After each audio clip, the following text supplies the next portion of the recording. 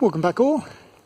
Let's continue on with the Series 2A bulkhead restoration. Now when I left on the previous video was basically at this stage here where I stripped it, removed all the bits and bobs that were bolted onto the bulkhead, including the wiring, and you can see here there's pretty much nothing left. So what I'm going to do is start working on these footwells. Now, as I've shown in the previous video, we've got these two patches here, one on each side. And what I'm going to be doing here on the advice of a mate of mine who's a welder, is we're going to be basically cutting this entire panel out down to here. So where this cut is here, I'll follow that along. It's the same on the other side, although I'm yet to see what I'll do with this. And I want to actually strip the whole lot so these edgings on both sides still remain, so the new plate can be welded up against it. So I'll go ahead and start now prepping with the angle grinder and the cutting disc to start cutting this off. And then obviously after that, well actually I should be saying to cut that off. Making a bit of progress. I've cut along here, and I've also cut in here. I've managed to now loosen this one up, and you can see how I've retained the edging here. So now I just want to cut through all the way here, loosen all this up, and then try to remove the tack welds on this side, and then that whole unit can just come away on its own. So I've just got to cut through here. What I've done is I've grinded the paint away. You can see there how that's all been taken back.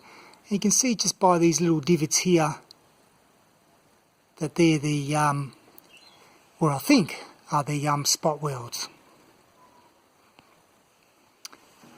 So I should be able to try, what I'm going to try to do is, I know it's not the right way of doing it, but I'm going to try to see if I can fracture these are spot welds rather than drilling them out first. So I've already done two, 1 and 2.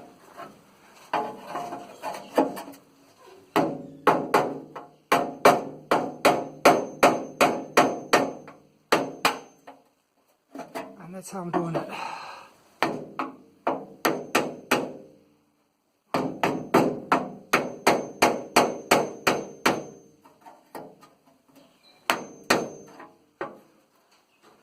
Okay, so that's how it was, and now I've managed to take that entire section out, which is great, and then just left with cleaning up around here. And all I've done there was I actually used my sacrificial chisel and just put it in there and just hammered it across. It cut like butter. I was actually quite surprised. I can keep that in mind next time. And so by using this original piece, we'll be able to determine not only the angle but the overall size of what I need, and that'll be just one big piece folded over. So that'll be fantastic. All I've got to do now is on this side, I've got to try to take away, maybe I'll see how I go. It might actually be okay as a reinforcement, but I've got to clean this up anyway. That's the next thing.